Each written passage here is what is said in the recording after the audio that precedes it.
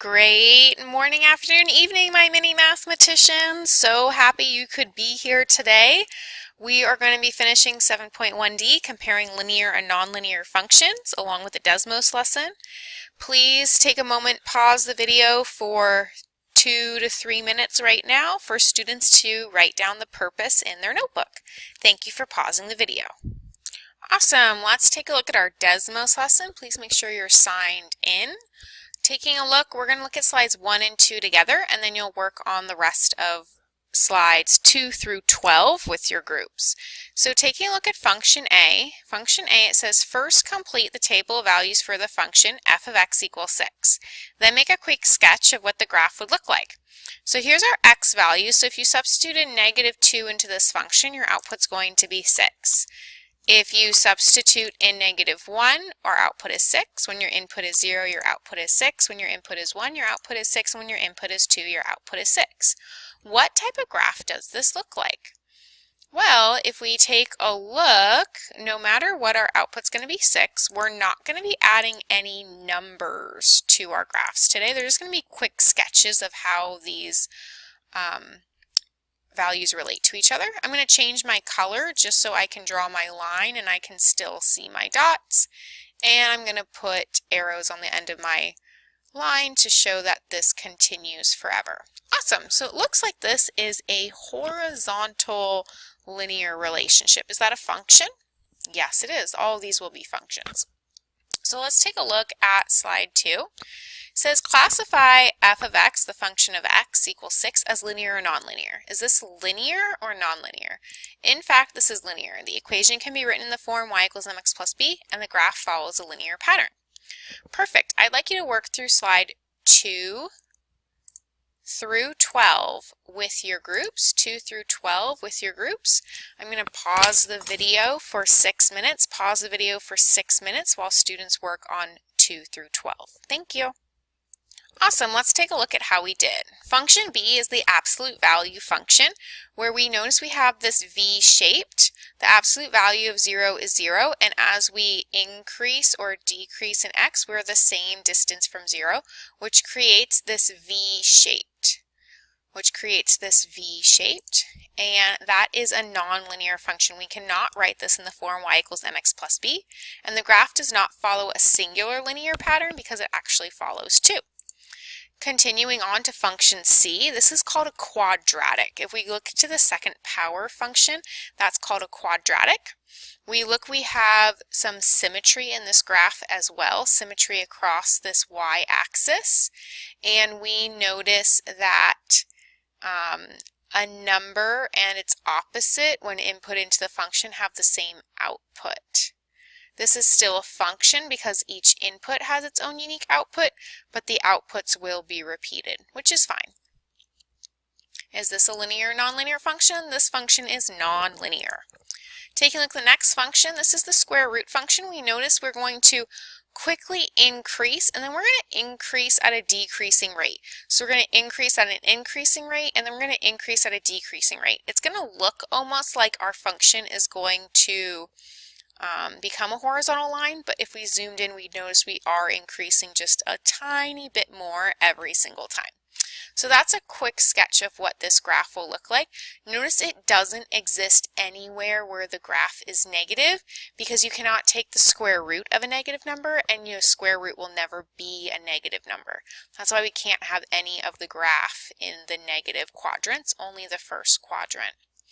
Wonderful. And yes, this is nonlinear. We cannot write this equation in the form y equals mx plus b because of the square root function, and it does not follow a single linear pattern.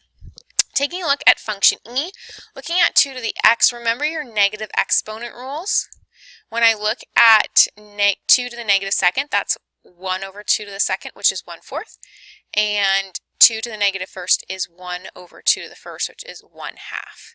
Taking a look here, we notice this does exist in quadrant 1 and quadrant 2, but will not exist in quadrant 3 or quadrant 4 because our output will never be negative. We only have positive outputs here, and we are increasing at an increasing rate. It'll almost look like our graph becomes vertical, but we know it does not because it is a function. It's always going to be increasing at an increasing rate. If it's increasing at an increasing rate and not a constant rate, that makes this function nonlinear. If we take a look at function f, number 11, this is a very interesting function. This is an asymptotal function, and taking a look here, it does not exist at 0 because we cannot divide by 0. Anything divided by 0 is undefined. Never give up, never surrender, and never divide by 0. So what we have here is we have functions that are getting very close or approaching 0. Their limit is approaching 0, but we never actually get there. And you can see as x gets very, very small, you're dividing by a fraction, which means you're actually multiplying the reciprocal, which makes really large numbers. And here, as the numbers get very big that we're inputting, we have very small fractions, like 1 over a million would be super, super tiny. And similarly with these negatives, as we have these negative fractions here, we're actually dividing by fractions, which means we're multiplying the reciprocal, so we're making very large numbers. Really cool. And when we're dividing by a variable, that is not linear. When we have a nonlinear function, the graph cannot be represented as a single linear pattern, and we cannot write this in the form y equals mx plus b. Awesome. Let's keep going on slide 13. How can you determine if a function is nonlinear by only examining the equation? Justify your reasoning by using evidence and specific examples from the previous equations you classified as nonlinear functions. So I made a graph over here with all of our nonlinear functions. Let's see if we can think about some reasons when we look at an equation would make the function nonlinear. I know we already know that if a function is linear, the equation can be written in the form y equals mx plus b. But let's really zone in on what about made these equations nonlinear, so it's very efficient for us to look at an equation to know if it's linear or not. If a function is nonlinear, there could be the following. Variables with exponents like x squared and x cubed. Those create curves. That's going to make our graph grow at an increasing rate or a decreasing rate. And if we have variables in the denominator like 1 over x or 3 over y, those are going to create gaps in our function and also curves as we divide by fractions and divide by really large numbers. And if we have exponents that are variables, such as 2 to the x, we've seen in the past that those are exponential functions and they're not linear growth. It grows by a growth factor, so you're multiplying. And functions where we have square root or absolute value functions, cube root, etc. being applied, these are also nonlinear relationships because we don't have one constant slope. Awesome, great job. Let's move on to the next slide. How can you determine if a function is linear or nonlinear? By just examining the table. Justify your reasoning by using evidence from our previous tables we created with the corresponding linear and nonlinear functions. So taking a look at our examples from before, we only had one table that was linear, and so I only wrote down our nonlinear tables that we looked at. And we talked a lot about last lesson, a special word that has to do with a table. So let's take a moment and try to fill in our answer here. How can we determine if a function is linear or nonlinear by only examining the table? Well, we know a relationship that is a linear function has a constant first difference, and a relationship that is nonlinear will not have a constant first difference. Remember, first difference is when we look at how is the y changing when x is changing by 1, and even tables that only are not changing by x by 1 still have a first difference. And if it's linear, we'll have a constant first difference, and if it's not linear, we will not have a constant first difference. And we said we'd be looking at some different patterns for quadratic and cubic equations and their first, second, and third differences. So let's look a little bit more into that. In your notebook, I'd like you to define first difference, constant first difference, and no constant first difference. Remember, a first difference is how much your output y changes as your input x changes by 1.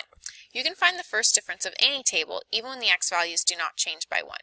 So here would be the first difference in our linear relationship of y equals 2x plus 7, and notice it's a constant first difference. However, if we take a relationship y equals x squared plus 1, I know from the equation this relationship is nonlinear because we have an exponent of 2 to our variable. This is called a quadratic function. If I look at my first difference, I notice that my first difference is not constant, also showing me that this table does not represent a linear relationship. This relationship is nonlinear. Awesome. Please pause the video for 2 minutes for students to finish taking their notes. So some patterns you look like next year are second and third differences. So let's take a little sneak peek at that. Notice that in a quadratic function, x raised to the second power, there's a constant second difference. So when will there be a constant difference in a cubic equation to the third power? What do we think? You're right, it's going to be a constant third difference. Something to look forward to next year. Okay, let's take a look at our next slide, slide 17. Select all the tables if the data represents a linear function. So we're going to be looking for our change of y to have a constant first difference when x changes by 1. Here notice x is not changing by 1, so we're going to have to be very careful when we look at these y values. And we're going to be looking for a constant rate of change. So please pause the video for 3 minutes while students work on slide 17. Thank you for pausing the video. Okay, our answers are A, C, E, and H. A, C, E, and H are all linear relationships, linear functions. A, C, E, and H. Cool. Let's start and take a look at our next problem. Our next relationship we're going to look at is consider the perimeter of a square as a function of the side length of a square. What are the independent and dependent variables? What depends on what here? Does the side length depend on the perimeter, or does the perimeter depend on the side length? You're right. The independent variable is the side length of the square in units, and the dependent variable is the perimeter of the square in units. I would like you to continue working through slide 35 with your groups. Please pause the video for 10 minutes for students to finish working through slide 35. Thank you. Awesome. Let's see how we did. Let's please join me back on slide 19.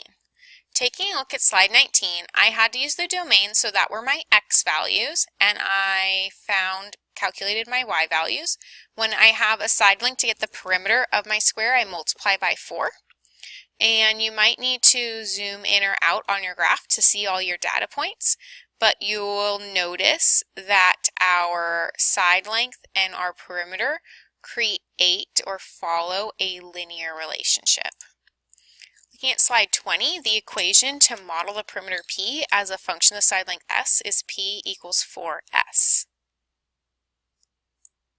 Notice you need to use capital P and little s in your equation.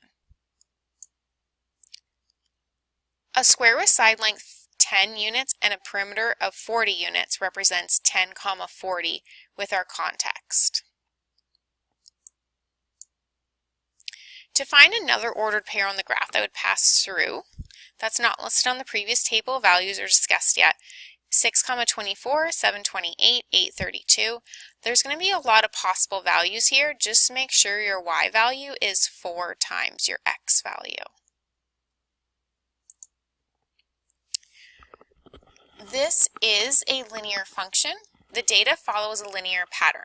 The data has a constant slope of 4, constant rate of change, and every 1 unit of length increased in the side length represents 4 units of length increased in the perimeter.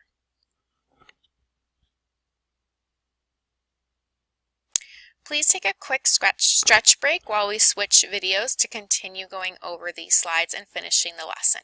Thank you for your patience.